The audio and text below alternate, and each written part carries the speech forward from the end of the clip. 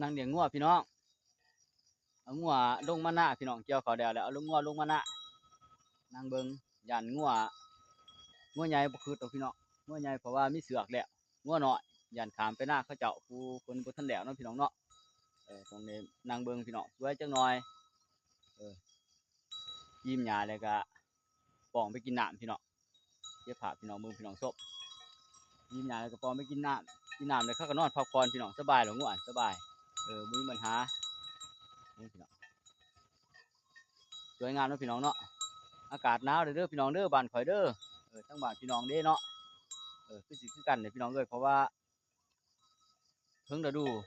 ดูหนาวเด้อพี่น้องยามเช้ามาหัวลมออกเย็นดีพี่น้องเอ้ยเย็นเจ้าหูซึกว่าเย็นพี่น้องช่วงนี้ก็กล่าวขอสู่ฤดูหนาวดูแลสุขภาพกันทุกคนเด้อพี่น้องเด้อน้องพี่น้องโอ้สวยงามพี่น้องสวยงามอยู่กับธรรมชาติสวยงามเสียงกระแดงว่าเป้งปังพี่น้องกระโดงกระแดงทักทายเพื่อนสวยจังหน่อยพี่น้องจะสิได้ไปยามเด้อตอนนี้ก็เห็นเด้อพี่น้องเอ้ยเอางัวออกกินหญ้าแล้วก็มีเวียกได้เนี่ยพี่น้อง